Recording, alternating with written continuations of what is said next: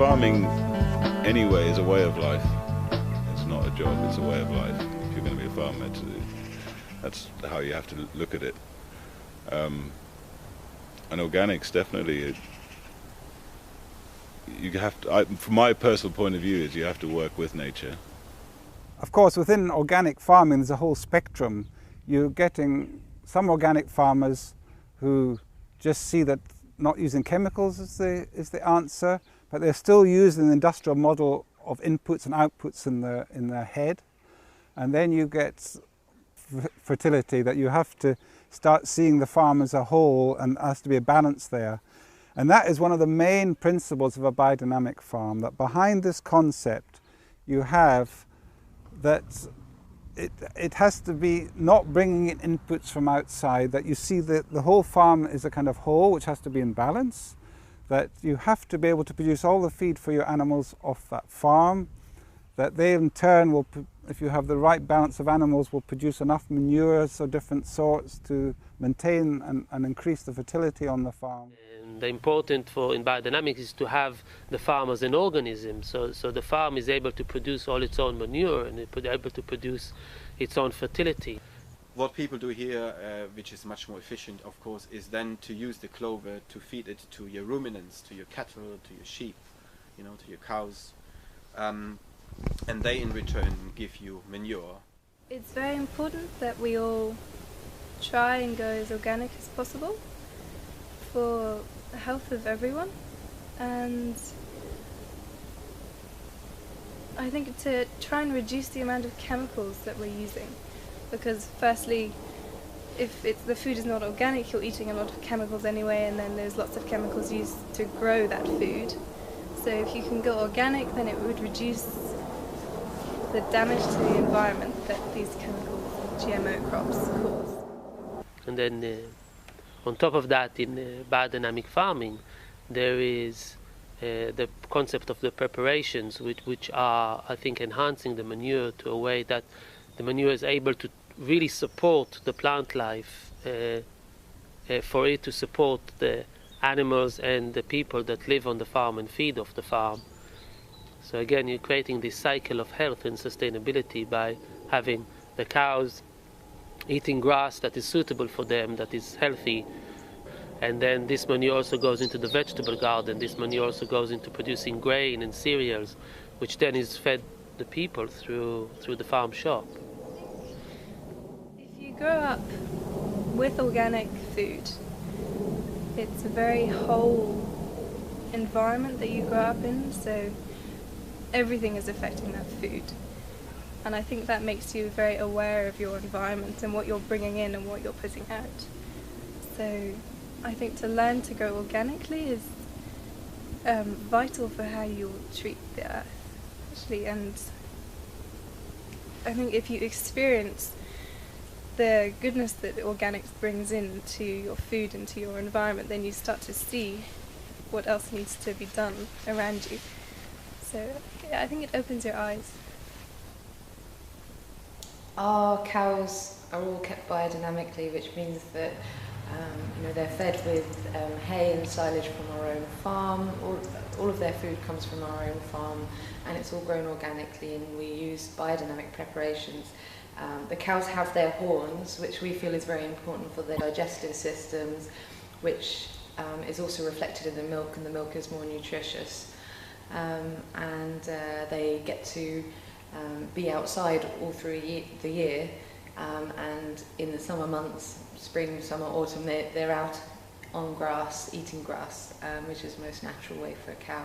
And you can really taste in the milk that it is sort of fresher, more nutritious than a lot of milk which is blended from many different farms and which isn't organic. I think the future is definitely for people to see not just organic or production, but small scale production, which is much more manageable for people and is able to employ more people and empower more people as to where their food comes from, and to have healthy food and have a stronger connection with their food. Because with industrial farming, we have lost connection with the source of our food and the quality of our food.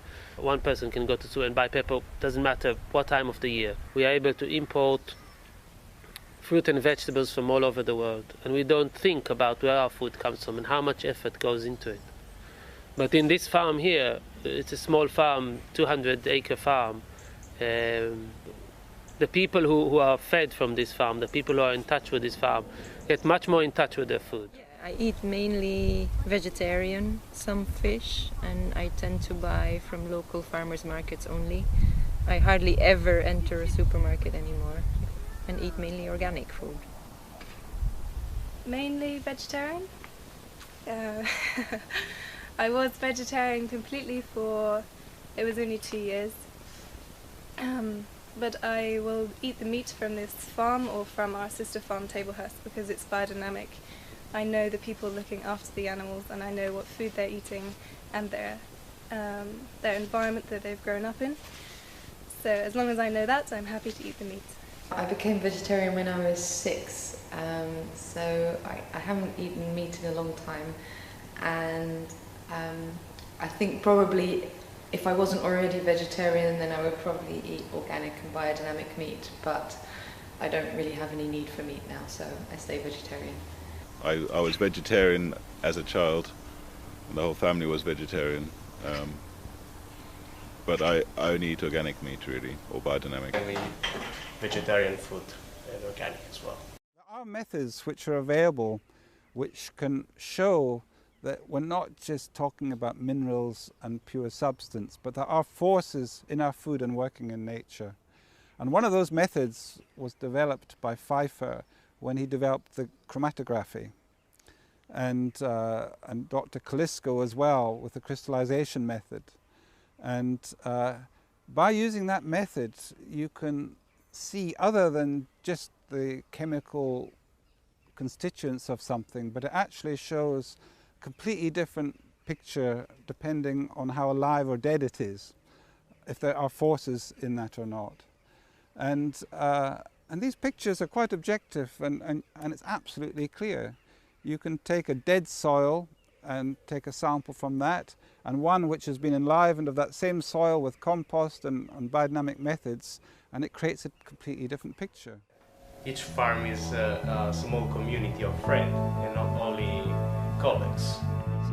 For being interested in organic agriculture, and what the farm does here is to do with the fact that you can involve the community in it, and also when you work with biodynamic agriculture or organic agriculture, you're actually producing food that people can trust. So after I became more interested in organic food and growing my own food and cooking my own food, I got also interested in what isn't organic or the conventional and the use of GMOs. And me personally, I'm completely against using GMOs when you're cooking or eating or anywhere, because they unfortunately are everywhere. The plant is genetically modified. It's missing a vital part of the life of the plant. And when you consume that, you're also missing that vital part of life. Yeah, I personally don't believe in GMOs because of the health benefits of, well, for people and for the planet as a whole. I don't think that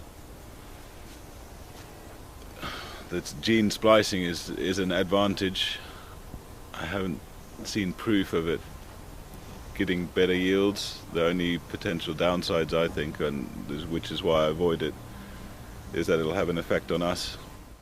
GMO food, I think, is a limiting food source. It limits your diet, it limits the variety you can eat, and it makes you very dependent on the seed companies that produce this GMO seed. You can't save the seed, you can't grow next year from the same seed, so for me that raises questions about how good it is for you if it's not fertile enough to produce its own seed that is viable, then to eat food like that. I don't know how good that is for your body. It's got a terminator gene in it, which means that the plant is not able to produce seeds for the next generation, how does that affect? So on a material level, on a nutrient level, maybe there is nothing there. It's the same as organic or biodynamic soya. But for me, from a quality point of view, I ask the question, how does it affect my own fertility if I'm eating food that is not able to carry its offspring, is not able to produce the next generation? Is not just only not able to, it's got a gene that is a terminator, that kills it. The risk of cross-contamination, not only from one plant to the other, but from one plant to bacteria, to other organisms, and so on and so on. It's you don't know what you're unleashing. You have no idea. But one thing is absolutely sure: whatever you do, it's completely irreversible. You will never be able to stop it again. Once it's out there, it will be out there. If it's working out in a bad way, there's no way to reverse this process. I'm very suspicious of GMOs. I have to say I always try to buy from local farms when I don't get my food from my own farm. And then I know I can trust the food. I know that I can talk to the farmers and see how it was made, and understand the attitude of the people who made it. So that's really important to me. GMOs have clearly, historically they've been associated with using pesticides. They've been associated with infertility of seeds and things like that, and exploitation of farmers. So personally I steer clear of them as much as I can, but also in the UK, as well as in a lot of countries, sometimes unless you are buying organic, it's impossible to know because they don't label that something has got GMOs in it. So that makes it very hard to always be certain. And the last thing is that it, now time and time again, it proves that GMO doesn't work. Again, it's the question of sustainability. The fact that I sowed maybe a field of GMO corn and it's grown a good crop one year, it doesn't mean that it will grow food every year. A lot of GMO crops have proved to fail. They don't have higher yields, but they still need to have pesticides, herbicides and fungicides. And the result of it is then you get resistant strains like the super weeds, and this just becomes it just becomes an accelerating process. So if you get super weeds, then you need to use more poisons, and then the weeds get stronger and stronger, and you're not really solving the problem. The problem is not really solved. While if you create a balanced ecological system and acknowledge the fact that there will be weeds, that there will be pests, that there will be diseases, but to keep it in a balanced way, I think it's much more healthier. The slightest interest in going back to growing your own food or buying from local growers, you should try and do it, because to me that is the future, basically. When you live in a city and you live just with technology all around you, where life is so fast-paced, you actually gradually completely lose your identity, and you completely lose a sense of what life really is about. So for me, the journey of returning back to nature and to working with the soil and with plants every day has just been an amazing journey. Like, I have had so many moments in the last year or a year and a half where I felt so content and so connected, and where I've really been able to feel joy, just being with color, with sounds of nature. There's so much more than just nutrition that you get from living on the land and working with the land every day. So if you have a chance, then I would say try and leave that bubble where you're completely blinded and numbed by technology, and just try and go back to nature wherever you can find it, really. I think it's the only way forward. Small scale growing. A lot of small farms that are able to grow and specialize in certain things, but grow also a wide variety of fruit and vegetables. It's also fun, It is. I wouldn't choose it if it wasn't. I really enjoy farming life. It's very seasonal, it's very rhythmic.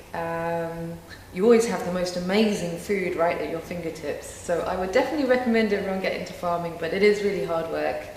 And obviously if you're doing farming, then do organic farming because it's so much more rewarding. So if you are a young person living in a city and you have a desire to find out what it's all about, you just need to go onto websites like the WOOF websites or HelpX, or there are so many resources on the internet now that can allow you to go and stay on organic farms in your own country even. You don't have to travel around the world, but that you can go and stay at places like that and get an experience volunteering for a few months or even for a few weeks. That would be a great thing to do. Or alternatively, try and find in your own city, if there are allotments available, community projects, community allotments.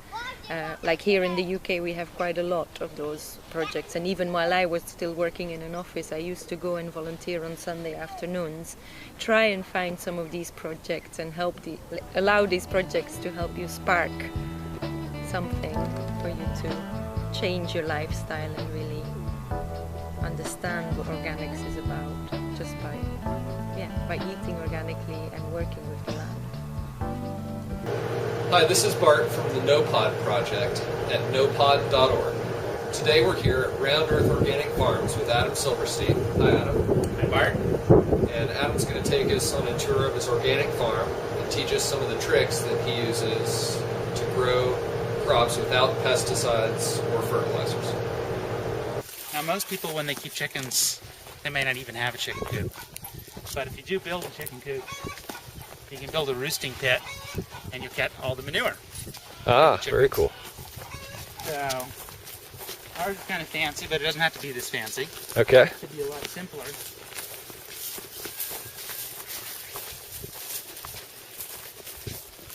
So there's some checks to it.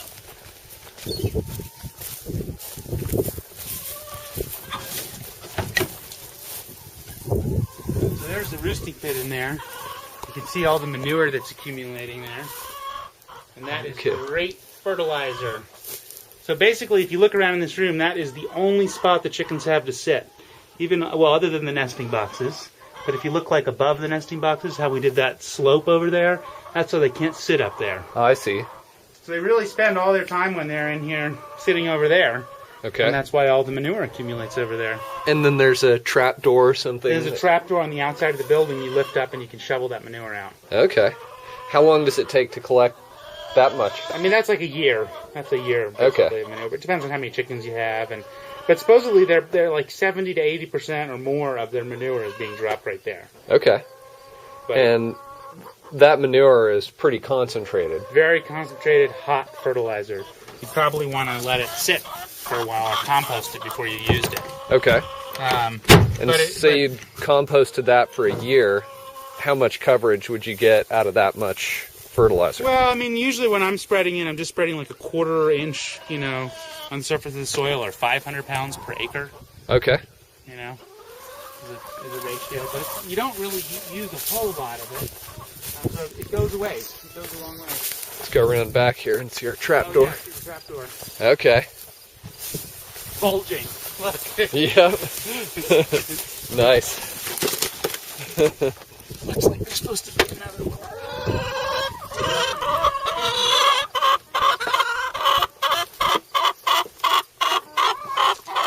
There we go. And then they've got a little door that they can get in and out of here, huh? Yeah, they do. They've got their own little run that they can use. And then they probably can't get over the 4-foot fence out here. No, some of them actually can crawl through the little, I've seen some of them push through the openings. Okay. Actually. But no, and they probably could fly over it if they really wanted to. But they're not really that interested in escaping. If you were in there chasing them and they took off, they could fly over the edge. Because I haven't clipped their wings or anything to prevent them from flying. Okay. So. And how many chickens do you have? I think I've got 18 right now. Okay. Yeah. Very cool. Yeah. And they eat all of our scraps, too. That's one of their big jobs on the farm. All the vegetable scraps. So we're processing the veggies. All the scraps go over there, and then they just wind up chowing down on those. Part of their diet. Nice. Gonna have to empty that thing soon. It's bulging. And you just bring your tractor over with the bucket to... For the scraps? Or for for that? Yeah. Yeah. Mm-hmm. I would probably just load it right in the tractor and then go dump it in a pile and mix it up every once in a while. Nice. Yep. What other things do you use for soil amendments? You know, chicken manure is really the big one that I've used, and I've also hauled in chicken manure from chicken farms around here. Okay. The Del Mesa people, they sell this composted chicken manure that I bought like 10 years ago. It's just been sitting in a pile. I also have a lot of deer and elk that come through here in the winter, so they're contributing. You know, you can actually see the pellets right there. Oh, yeah. If I leave my veggie crop standing by the middle of October, we're kind of done with harvest, and the deer and elk start moving down as the hunters move into the high country, and they come down here and they spend a lot of time just chowing down on the remnants of the veggies, you know. Yep. And leaving their fertilizer for us. Very nice. So that's part of it.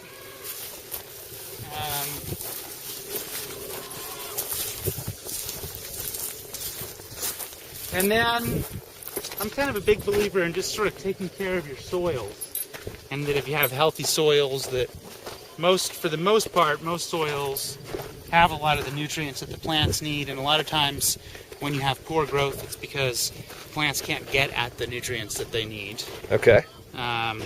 So a lot of times just by working your soils, by tilling them, by irrigating them well, in our case irrigation, spreading some manure, you'll start to improve the soil over the years of just the factor of aerating them, you know, just tilling them, growing some kind of a crop, even if you're just growing a cover crop, like a crop that's just to improve the soil.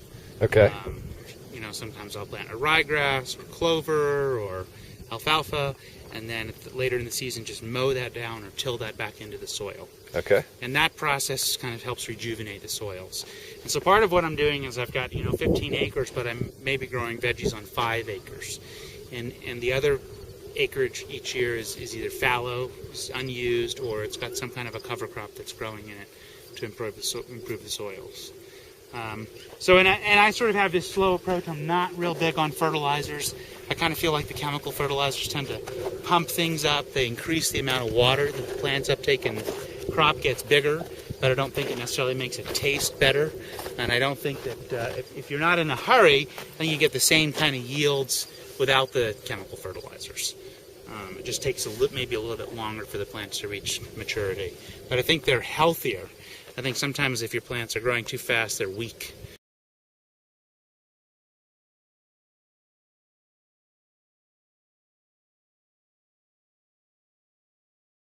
So I kind of have this idea that plants, like people, have an immune system, and that they have a resistance to things like pests. But if they're weak, the pests will have at them. And you see that, I see that in the field, because often the ends of my beds, the far ends, are the part where the pests do the most damage. Now part of that is the pressure coming from outside the field, but part of it is that the plants that are growing at the ends of the beds are always the weakest, because they get trampled as you walk, cut the corners with the tractor, or they don't get weeded as well, or they don't get watered as well because they're at the edge of the irrigation set. So those plants are weaker to begin with. And then that weakness translates into them having more pressure from pests. Huh. Well. Interesting. I got that from one of my teachers who was really into the whole immune system and human beings, and he kind of had this idea that plants have immunities, and when they're weak, and you definitely see that as plants start to decline, the pests kind of will move in. The other big thing that we're doing out here for pests really is not monocropping. I do have some crops like corn. Maybe we'll have a 1/4 acre of it. But for the most part, what you see is a little patch of this, a row of that. You see some flowers out in the middle of the field that are mostly just grown for the birds that like them. There's a couple of crops that I grow, like dill and cilantro. that I will let go to flower, and those flowers will attract beneficial insects. Okay. But the big thing about having the diversity is just that you're reducing the habitat for the bad insects for your pests. So if you have 10 acres of corn, and then you have a pest that likes corn, they're just going to flourish in there and go crazy in your corn. But if you just have a little patch, and then you have something else, and you have something else, that there's different pests that like each different crop. So you're sort of giving them less territory to move in on. And at least in our climate, a lot of the pests actually, they immigrate in each year. They don't overwinter here. So each year they have to come find you. And if you've just got a little bit of this and a little bit of that, it's harder for them to find you. Very nice. Yeah. And then, of course, you're putting yourself at less risk in terms of failure. If you have one crop that fails out of 25 crops that you're growing, it's not as much of a problem as if you're just growing 2 crops and you lose one of them. So that's another way that diversity helps. So it sounds like diversity is a big part of your strategy all the way around. It is, and also for nutrients, for pests, for diseases, soil diseases. So diversity also plays into rotation, where you're not growing the same crop in the same land over and over again each year. And when you grow the same crop in the same soils, you run into 2 problems. One is the crop uses the same nutrients, and it needs the same fertilizers each year, so it's going to keep sucking that out of the soil. And the second thing is the diseases do overwinter in our soil. So if you get some kind of a fungus disease that's affecting your tomatoes, and then you keep planting tomatoes in that same soil, you're going to have that same disease. So in that case, we're trying to rotate different plants, and we're talking about the different plant families. So tomatoes, peppers, eggplants, and potatoes are all in the same plant family. So they're in the Solanaceae family, and they will all, because they're in the same family, that means they're going to have the same nutrients that they need and draw from the soil. They're going to have the same pests. They're going to have the same diseases. So for that reason, those crops, I would never plant them in the same spot in the following year, the subsequent year. That makes sense. If I had eggplants in a spot the following year, none of those crops could go in. And there's really only like 5 families of food that we grow for almost all of our food, for the vegetables anyway. There's, the Solanaceae, which I just mentioned. There's the curcubids, which is like cauliflower, I'm sorry, cucumber, squash, winter squash. Those are all curcubids, pumpkins. There's different subspecies, but they're all related. They all have the same pests, same diseases, same nutrient needs. Then there's the cruciferaceae, which is like or brassicas, they're called. Broccoli, cauliflower, kale, cabbage. All those are in that same family. Let's see. What other vegetable crops are there? There's the alliums, which is like the onions, the garlic, shallots, leeks, all those other oniony things. Stronger smelling root crops. Yeah, that was 3 plant families. I'm probably forgetting. Okay, so the lettuces are all in one plant family, but I can't remember what the name of that family is. I'll have to go look. I've got a book that's a little more of a guide that would give us like all the information. But the idea is that each, there really aren't that many different plant families that we have. I think it's just 5 that we grow vegetables in.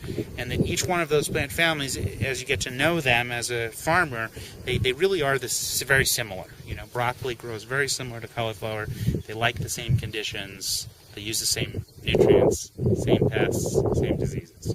So really, that plays into a lot. The diversity is also about rotating and having all those things kind of mixing up each year. Very nice. Okay.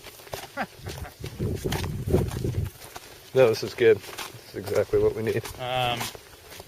The other thing we do for pests is we use this remade material. That's going to be hard to come by in a place where you can't just order stuff through the mail. But that is like a fabric.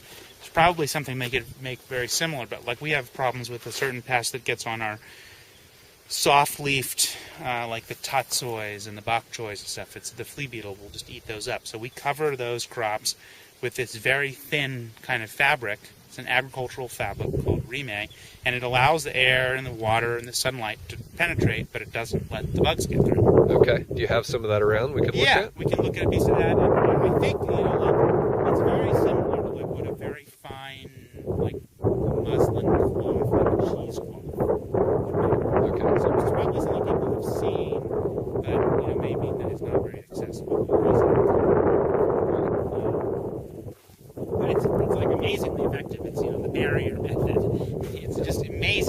cover something, and you have to be a little careful because if you've got fruits in there that need to get pollinated, you're keeping your pollinators away too. Okay. So that, if you need to have bees that are going to spread the pollen, then you can't keep it covered all the time. But if you're not worried about it, if you're just growing a leafy crop where you don't need, where there's no fruits, then you don't have to worry about that. And the beetles don't crawl around the fabric or something Yeah, I mean, like I that? pin it down, but these flea beetles actually, they move by hopping. Okay. So they don't really crawl. Huh. And there's some that get under there anyway, and there's some under there before you start. But it's just much, much less. Okay. Yeah. So that's what it sounds like, is that you're never going to eliminate your pests on an organic farm, Right. but doing everything you can to interrupt their life cycle. Yep. Yep. And, you know, some people are, you know, we have the benefit of growing in a desert climate, so we don't really have the kinds of pest pressures that some people have. But like our organic fruit tree growers, the apple growers, they have to spray really regularly to keep the codling moths from moving in. And they're spraying some kind of an oil that has some kind of a plant extract in it that's toxic to those bugs, you know. Okay. And it's organic because it's made with organic source materials, but it's still sort of very intensive. It requires a lot of intervention. Yep. Mostly what I'm doing doesn't require a lot of intervention. I'm mostly succeeding by the diversity, like I mentioned, and volume, and also choosing to grow here where there's not a lot of pests. Very nice. Yeah. I'll keep walking a little bit. Let's see. Do you bring in beneficial insects? You know, I have before, but for the most part, I've kind of stopped doing that. It's really most effective when you're in like a greenhouse and you can keep them from flying away. You know, and they do sell, like, you can get these bags of ladybugs and you go and you spread them, and they're ravenous when they come, and then you just watch them go to work. But usually a few days later, they're kind of gone. Okay. They kind of move on unless there's something great about it. And mostly what I try to do is just, again, create that habitat for them. So, like, I grow these breaks of dill and cilantro, and the ladybugs are drawn to that, and then they'll go out and find other food. Okay, so dill and cilantro are your big favorites for attracting. They're my big favorites. They're in the Umbrophilerae family. That was one of the family we didn't talk about. The carrots are in that family. What else is in that family? Umbrophilerae. It's and they all make a similar kind of flower it's like an umbrella. That's where umbel comes from. And those flower heads, we can actually, I'll show you some here. Those flower heads are what's very attractive to the beneficial insects. A lot of lacewings on them, and ladybugs.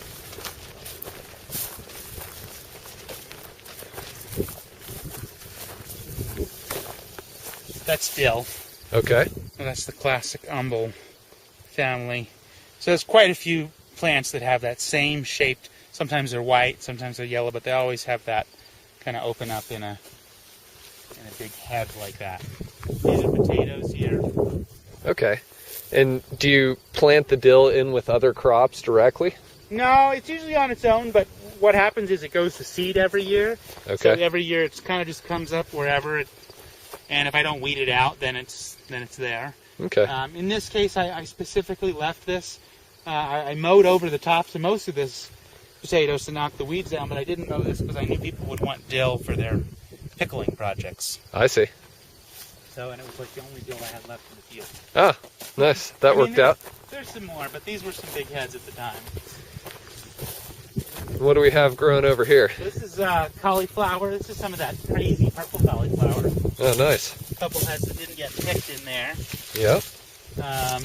That was a green cauliflower we did this year. And we grew the orange cauliflower and, of course, the white cauliflower. That kind of diversity is more just about people enjoying the different colors than anything else. Because they're all in the same plant family. They all have the same needs and everything. Yep. Cabbages in here. You can see our sprinkler line. Things like broccoli and cabbage and cauliflower all like water. They like to be watered all day long, every day. You can water them. In the heat of the summer here, you'll always see these sections on. The sprinklers are on here. So that's one other thing that happens, that works against the diversifying theory is that because of my different irrigation needs, I've got to kind of clump things together that want the same kind of irrigation. Okay. So I'll clump together these brassicas, even though ideally maybe they would be more separated. You know, these aren't all the brassicas that I have. There's some over there, and there's some out there, so it's not like the whole thing, but there is a big clump of them here, and that's for a reason, because they all like to get watered all the time. And that's probably your most water-intensive type of crop. Mm-hmm. That and like lettuces get watered a lot. Whereas something like a tomato or a squash maybe would prefer, if you didn't water it as much, likes to dry out really between waterings. At the end of the year, people often will just stop irrigating those crops and just let them dry. Okay. So they'll ripen up their fruits more. I see. This is all sort of fallow, but it was planted in crops this year, and then it's just been dug up, and I haven't had a chance to till it down yet. Nice. Got a lot of rocks in our soil. That is always a lot of work on your equipment, and it's a big project in the spring, but the rocks also indicate that we have good mineral content in our soil, because our soils are being formed when there was a lot of volcanic activity in the area. And amazingly enough, if you go down to Hansen Mesa, one mesa below us, there are no rocks. No rocks. Like, none. Like, if they want rocks, they have to come up here and get them. And, you know, around here, you see, you can't quite see them, but there's rock walls on the edge of every field, because people have been pulling rocks out for 100 years, and they're not done, you know, there's still more rocks. And so you've got a much better mineral content than they do down in Hansen Mesa. Yes. Their soil is much more sterile. It's sandier. Yeah. So they have more to do in terms of fertility. Okay. So, but I just noticed the rocks. That's why I mentioned it. Yep. Because every time you till, you get a bunch of rocks coming up.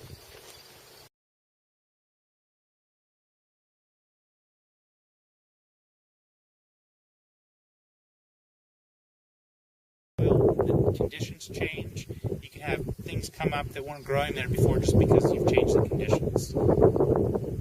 So over like several years of farming, you'll start to see different types of weeds that you didn't have before, just because they're sort of proliferating in your soil. Okay. And what types of things do you do to deal with weeds? Weeds we really cultivate by hand. It's all done mechanically by hand. I do a little bit of tractor cultivation on my bigger crops like the corn, where I can get the tractor set up and tear through there with blades behind my wheels and get a lot of the weeds that way. But for most of the crops, we're weeding by hand. We use a hand hoe that's like a stirrup blade hoe. Okay. It's like a thin blade and kind of a slightly flattened. It's not completely flat, but it's got like a little bit of a bend to it. You can just use it in this pulling motion towards you.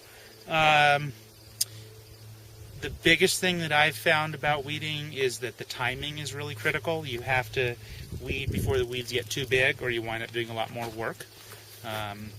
And so getting to the weeds at just the right point is really important in terms of being efficient.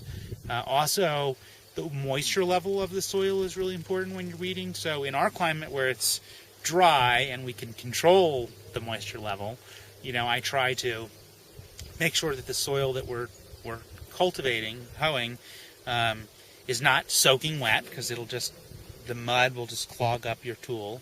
You also don't want it to be super, super dry, because the soil just gets hard when it's dry. But it's got to be kind of somewhere in between, a little bit of moisture. And then right after we cultivate, we want the weeds that have been cut up to just bake in the sun, so we don't want to irrigate for another day or two after we weed. Okay. And then we can start to irrigate again. You know, where you're in a climate where you're relying on rain, you have to really like be on top of, okay, like today's the day, we've got to weed today because the conditions are right. So the weeding is most effective when the conditions are perfect. The weeds are at the right height, the moisture level's right. So to me, being really successful about weeding is just keeping at it all season, kind of starting early. I start when the weeds are just like tiny, tiny weeds and you can barely see them, and we just start.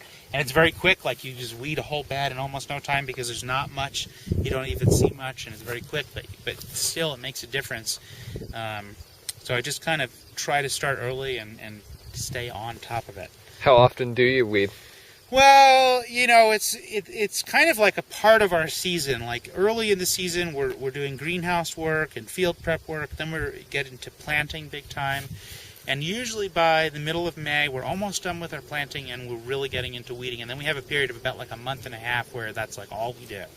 And I hire a crew. I bring people in to help us with weeding because it's a big labor need that we suddenly have. And then it kind of goes on. You know, it kind of trickles in, and then it gets really big, and then it kind of goes on for almost the rest of the season. It kind of slows down towards the end because we stop weeding certain crops, and other crops we have to weed again, or maybe, you know, a second or third time.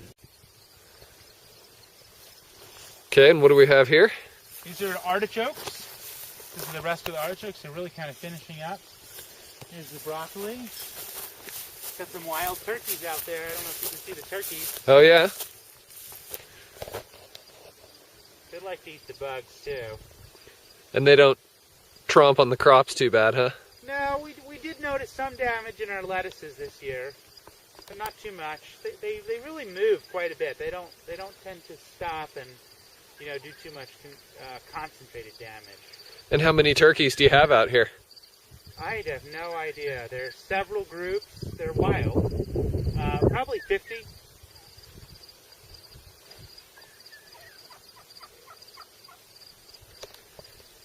Are there any artichokes? Oh yeah, here are a couple on the plant. You can see the ladybugs all over them. Yeah, was I telling you about that? This is what you see here is really cool. You get the ladybugs that are eating the aphids. And the other thing you get is, I don't see it so much right now, but you get ants that farm the aphids. The ants, there's an ant, they bring the aphid eggs up and they put them on the plants, and then they come back and they harvest the little baby aphids to eat. Okay.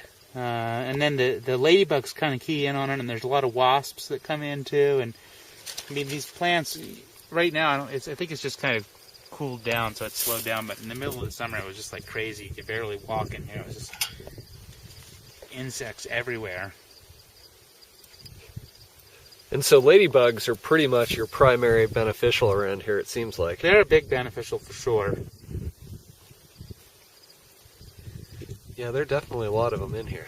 There's a lot. The celery in our climate tends to get really tough. So what I'm trying to do here is hill it up. I'm trying to use a tractor to bury these things with dirt. And then that'll sort of blanch them and make them turn white and tender, hopefully. Nice. I can almost smell the peanut butter and raisins. Alright,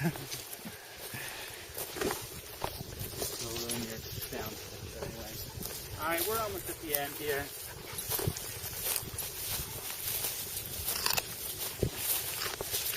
It's good. Talk a little bit about drip tape.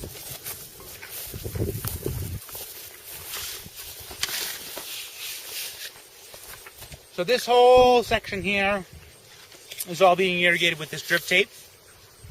And this is like the most efficient way to irrigate. The water's just pushed down into the tube, and there's little holes that are kind of pre-drilled into this seam that allows the water to dribble out.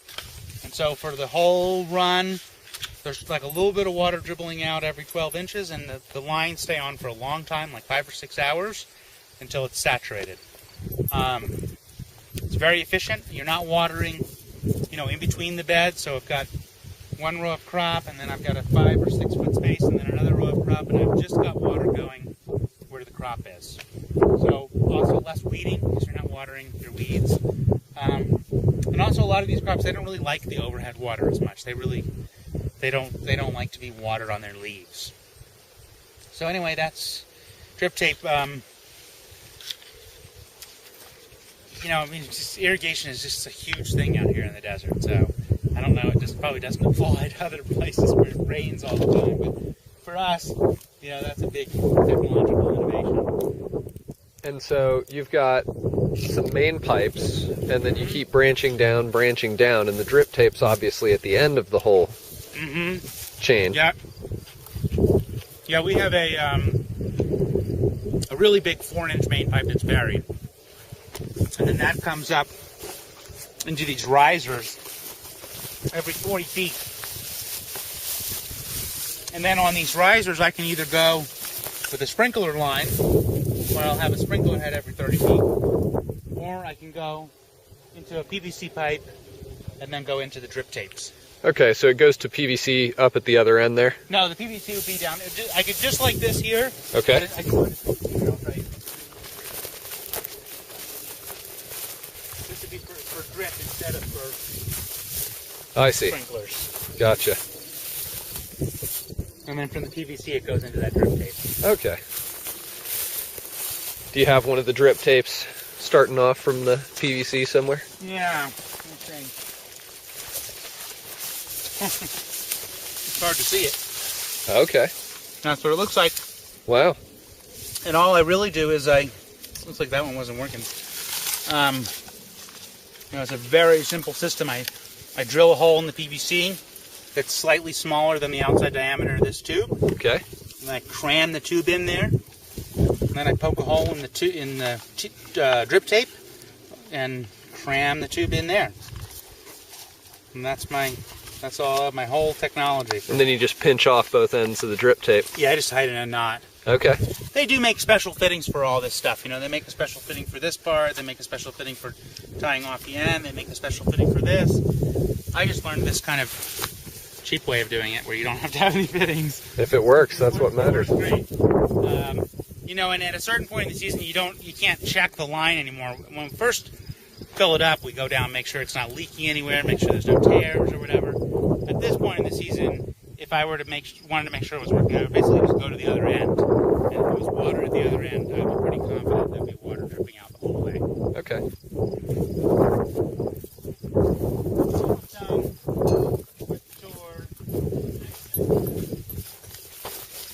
Sweet corn,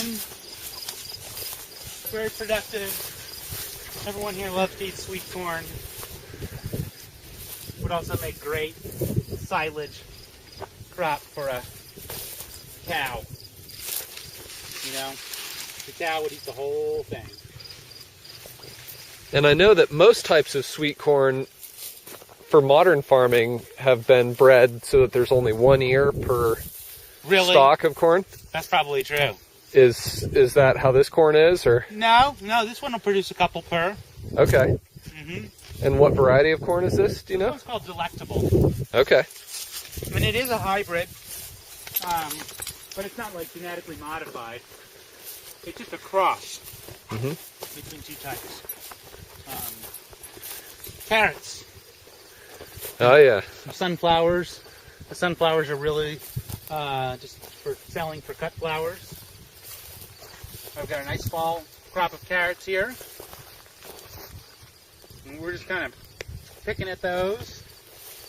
They'll go for a couple weeks, a few weeks maybe. A lot of different varieties. Oops, I'm in your light. Yeah, I'm gonna try and pull one out here. I know, I see you. You might just pull the top. Here you go. Okay. These are the little guys. These are cute. These are the little, like, Thumbelinas. Nice. But some of them are bigger. Just the type. Do you have different varieties in here? Yeah, a lot of different varieties. So, here's my little label. It'll say what the varieties are. Atlas, Danvers, and Nantes. Those are the three varieties in this bag. Okay. So each bag's got different varieties. This is the Yellow Sun here. There it is. Real pretty. Oh, come on. I need the water, and then they'll come out a little easier. Sometimes we have to bring the pitchfork out, actually, to get these guys out. Nice. Depends on the variety. There you go. Yeah, look at that. That's a healthy looking carrot. Lots of carrots still to be picked. There's some basil and scallions. Okay. There's the rest of the beans. Those were highly productive, and we had to just stop picking them because we just kind of ran out of labor. So these are onions. You were showing us one of the onions you just picked here. Yep. It's a and Walla I was Walla. saying that I plant them from little onion transplants. So someone else grows them from seed. They probably start them in the fall. They overwinter them, and then when I buy them in the spring for transplanting, they're just tiny little onion shoots. Nice. And this was like 2,000. Okay. And what is this, maybe 1/8 of an acre or something like that? No, not even. No, it would be, well, about 24 beds per acre, and it was just 2 beds. So like 1/12 of an acre. Okay. Yeah. If that even. Here we've got a bunch of lettuce. Is there anything tricky about the lettuce? Well, in our climate, to keep the lettuce tender through the summer, I plant it over and over and over again. Okay. That's the big secret, is just always having a fresh crop. So I have a lot of land here, so I till up a new section and plant a new section of salad about every week in the summer. Okay. Maybe 2 weeks go by at the longest. That's a good trick. And then we'll harvest the lettuce, and then when it's starting to get a little bit too big, we're already ready to move on to the next patch. Okay. And so your greenhouse is mainly for starting stuff? Well, we've got a few. We've got one greenhouse that's heated, and we'll fire that up in the end of February, beginning of March, and that's for growing our long season crops like tomatoes and peppers and eggplants that need a really long growing season, so we have to start those really early. Okay.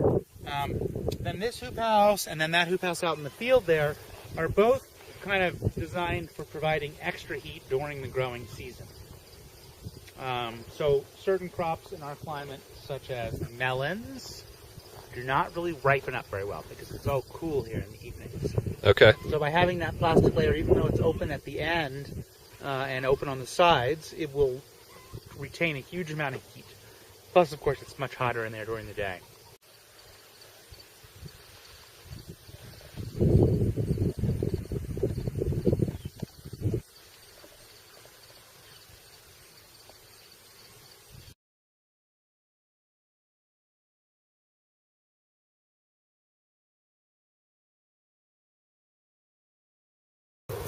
Okay, so you basically just have 2 tractors here on the farm.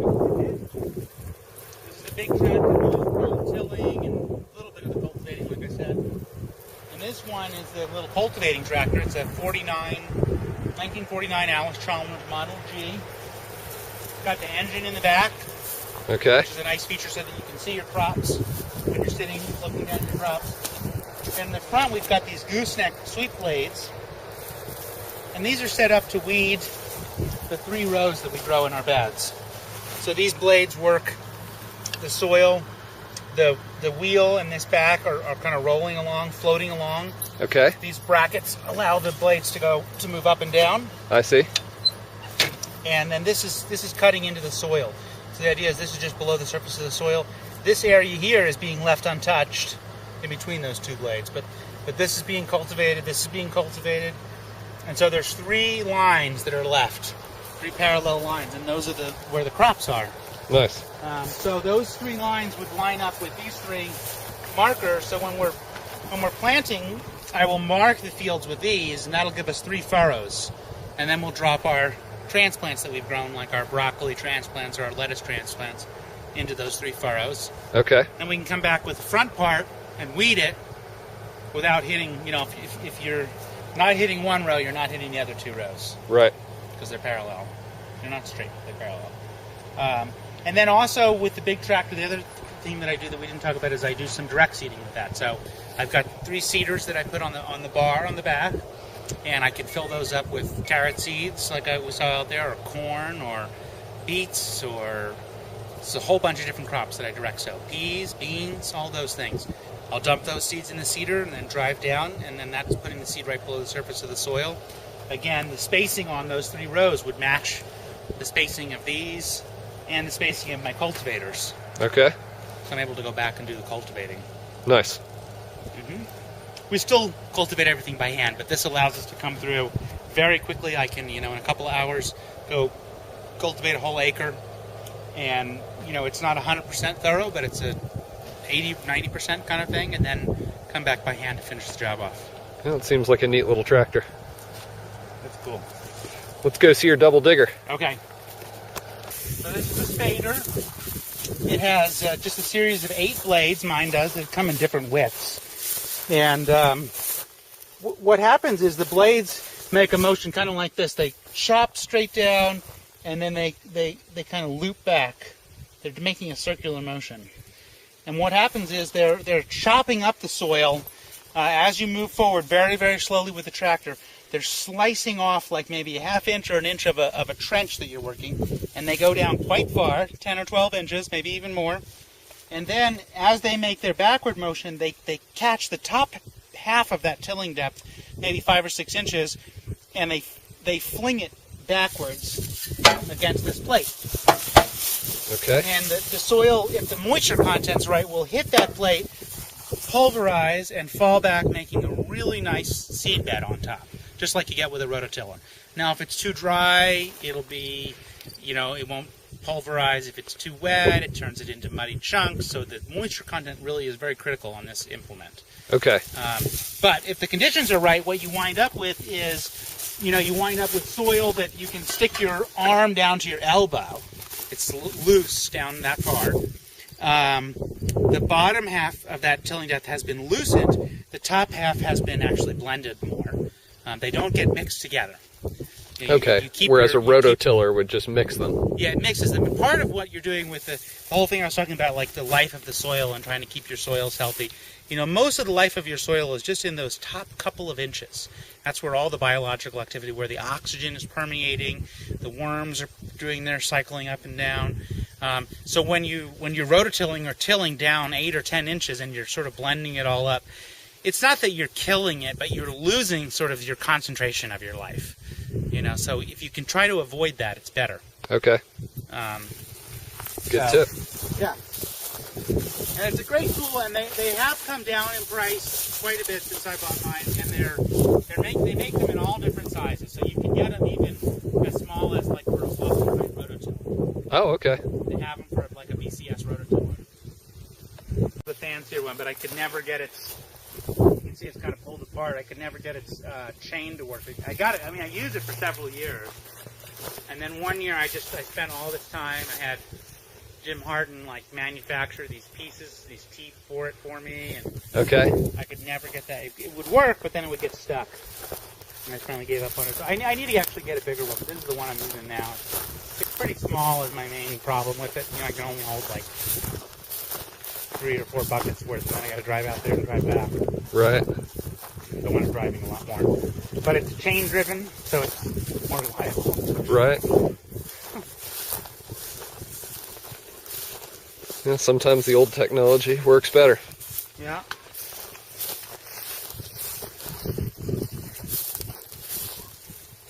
And then does something, I guess, on the bottom of the bed there, that all moves and moves it to the back. That whole thing moves back, yeah. There's as the chain runs, there's like a beater arm somewhere that pushes this big wheel around. Okay. Just like one notch at a time, and that turns the chain. And is this all driven from the tires? All driven from the tires. Super old technology. And do you have control over various aspects of it with these levers? Supposedly, although mine is not working that great, so I just basically have on and off. Okay. But supposedly, one of them would control how much was letting out, and one of them would control how fast it was moving. I see. But for me, it's just kind of either on or off.